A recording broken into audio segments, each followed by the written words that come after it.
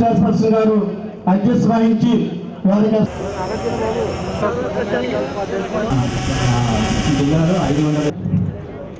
Chairperson గారు అధ్యక్ష వహించి వారికి మా సోదరు గారు ఈ పారిశుధ్యానికి రాష్ట్ర ప్రభుత్వం మన ముఖ్యమంత్రి గారు ఎంతో ప్రాధాన్యత ఇచ్చి సుమారు మన జిల్లాకి 155 వ్యాన్స్ని డస్ట్బిన్ కలెక్షన్ వ్యాన్స్ని పంపించడం జరిగింది. వాటి యొక్క వాల్యూ సుమారు 11,20,00,000. ఒక్కొక్క రెవెన్యూ డివిజన్కి అమలాపురానికి 39 వెహికల్స్, అలాగే రాజమండ్రి రామచంద్రపురానికి 49 వెహికల్స్, పెద్దాపురం డివిజన్కి 31, కాకినాడ డివిజన్కి 35, రంపచోడవరం డివిజన్కి 1, మొత్తం 155 కేటాయించడం జరిగింది. ఇవన్నీ కూడా ఈరోజు ఆ రెవెన్యూ డివిజన్స్కి చేరుకుని అక్కడి నుంచి రేపటి నుంచి ఫంక్షనింగ్ స్టార్ట్ చేస్తాయనేసి ఆశిస్తున్నాను. 150 వెహికల్స్ ఇవ్వడం జరిగింది. ద్వారా తడి చెత్త పొడి చెత్తని సాగ్రిగేట్ చేయడం, అట్లాగే ఆ చెత్తని నిల్వ ఉంచడానికి కానీ ప్రాసెస్ చేయడానికి కానీ లేదా తరలించడానికి కానీ కేంద్రాలను కూడా ఏర్పాటు చేయడం, ఈ విధంగా అనేక కార్యక్రమాలు ఈ స్వచ్ఛత ద్వారా ఉన్నాయి. మొన్ననే చూసాం కరోనా కానీ ఇతర నిజంగా జబ్బులన్నీ ప్రజలకి వచ్చేవి దేంతో అంటే అపరిశుభ్రత వల్ల, పారిశుధ్యం లేకపోవటం వల్ల. ఈ రెండింటి వల్లే రాష్ట్రంలో మనం ఎంత అభివృద్ధి సాధించినప్పటికీ కూడా ఈ పట్టణ ప్రాంతాలు కానీ గ్రామీణ ప్రాంతాలు కానీ చెత్త పేరుకుపోతూ ఉంది. ఈ రోజుల్లో అనేక రకాల చెత్త ఎక్కడ కూడా దాన్ని మళ్ళీ ఇంకొక రకంగా చేసే విధానం లేదు, కంపల్సరీగా తీసుకెళ్ళి బయట వేయవలసిందే. మరి ఈ ప్రజల్ని భాగస్వామ్యంలో గ్రామాన కూడా సిఇఓ గారు, డిపిఓ గారు, ఆ చైర్మన్ గారు అందరినీ ప్రజాప్రతినిధులందరినీ ఇన్వాల్వ్ చేసి గ్రామాన అవగాహన కల్పిస్తే తప్ప ఈ వెహికల్స్ కూడా మనం పూర్తిగా ఉపయోగించుకోవాలంటే ప్రజల్ని ఇన్వాల్వ్ చేయాలి. మీకు అందరికీ తెలుసు రావడం కోసమే ఈరోజు ప్రత్యేకంగా తూర్పుగోదావరి జిల్లాలో 10,000 జనాభా ఉన్నటువంటి ప్రతి గ్రామ సచివాలయ పంచాయతీని తీసుకుని 150 వాహనాలని ఈ తడి చెత్త పొడి చెత్త అంటే ప్రజల్లో ఒక సామాజిక బాధ్యత పెంచాలి. మనం వదిలేసేటువంటి వ్యర్థాన్ని ఎదుటివారు ఎలా తొలగిస్తున్నారు, మనం అసహించుకునేదాన్ని ఎదుటివాడు ఎలా అసహించుకోకుండా ఉంటాడు అనేటువంటి స్పృహ ప్రజలందరిలో పెరగాల్సినటువంటి అవసరం ఉంది. ప్రజానీకానికి అందరికీ నేను చేసే విజ్ఞప్తి, ప్రత్యేకించి ఇక్కడ చేసాం అయిపోయిందంటే కాదు, కానీ అవసరమైతే ఎవరైతే ఈ 150 పంచాయతీలకు సంబంధించినటువంటి సర్పంచులు, వార్డు మెంబర్లు ఒక రోల్ మోడల్గా వారందరినీ తీసుకొచ్చి ఈ పరిశుభ్రతకి అలవాటు పడిన తర్వాత ఒకసారి అలవాటు పడితే ఆటోమేటిక్గా నెక్స్ట్ తరాలు అందరినీ కొనసాగిస్తాయి. గ్రామాలన్నీ పరిశుభ్ర గ్రామాలు అవుతాయి.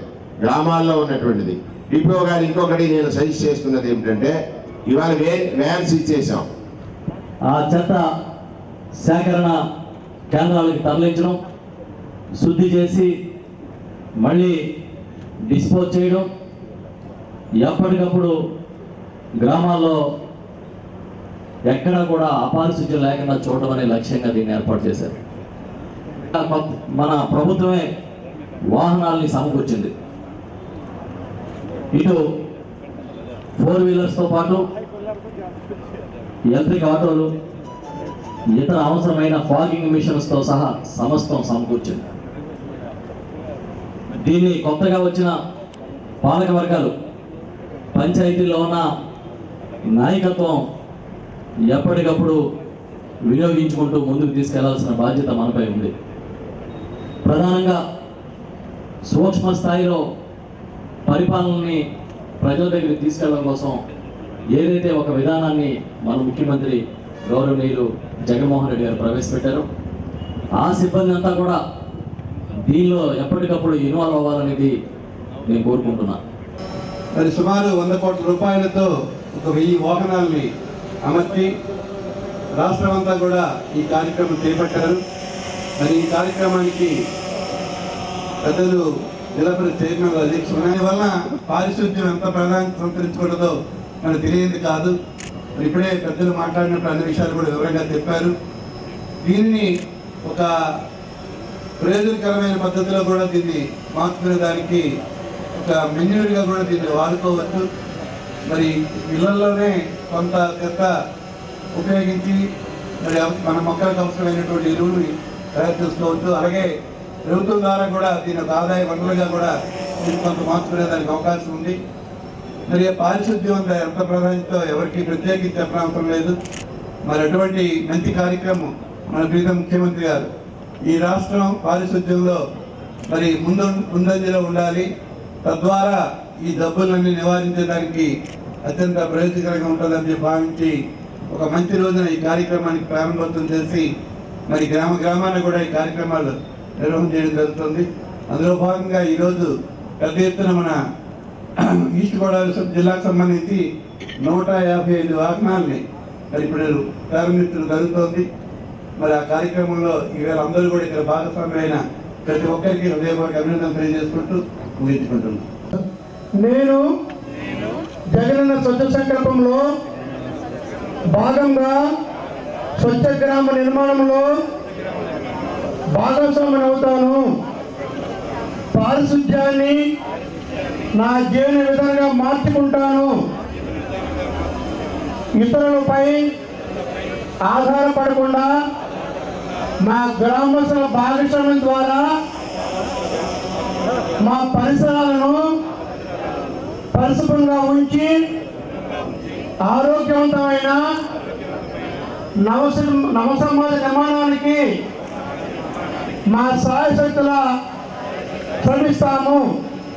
నా ఇంటికి గ్రామానికి ఆరోగ్య భద్రత ఆర్థిక భద్రత పెంపొందించడానికి తోడ్పడతాను.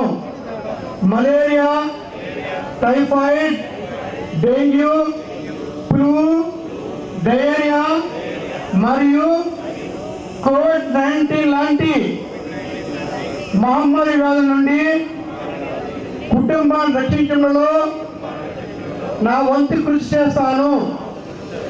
నా గ్రామాన్ని అనారోగ్యం, అశుభ్రత లేని స్వచ్ఛమైన చూడచక్కని పచ్చని ప్రకృతితో కూడినదిగా మార్చి భావితరాలకు బంగారు పాటలు వేడికి తోడ్పడతాను. అశుభ్రతపై అలుపరి పోరాటం చేస్తూ స్వచ్ఛ గ్రామ నిర్మాణంలో నా వంతు సహకారం అందిస్తాను.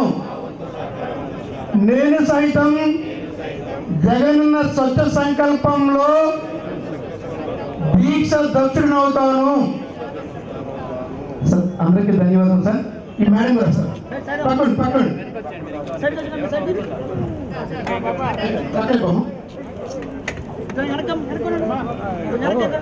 ఇప్పుడు మనకి గౌరవ జిల్లా ఇన్ఛార్జ్ శాఖల మార్చిన వారి చేతుల మీదుగా మన స్వచ్ఛ సంకల్పంలో భాగంగా మనకి క్లబ్ అంటే క్లీన్ ఆంధ్రప్రదేశ్ అని మన మనకి లోగోని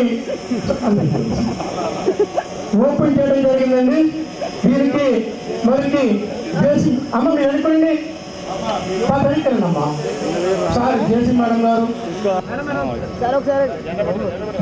ఈ ధర్మాల కృష్ణదాస్ గారు, పెద్దలు పూజ్యులు శ్రీ కన్నబాబు గారు సారు, పెద్దలు పూజ్యులు మన వేణుగోపాల్ సార్ గారు, మేడం గారు గీత మేడం గారు, జిల్లా పరిషత్ చైర్పర్సన్ గారు, పురా మేడం గారు, శాసనసభ్యులు చిట్టిబాబు గారు.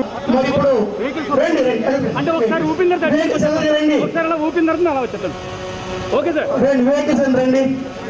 కొంచెం ఎదురండి వీలుగా ఒకసారి ఇంకొంచెం ఎదురండి సార్ కనిపిస్తుంది. అమలాపురం డివిజన్కి సంబంధించి రామచూడం స్లోగా ఇవ్వాలండి.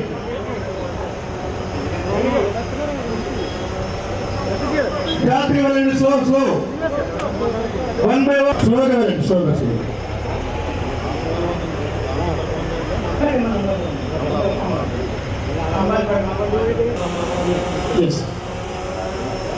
స్లోగా వెళ్ళండి, జాగ్రత్త.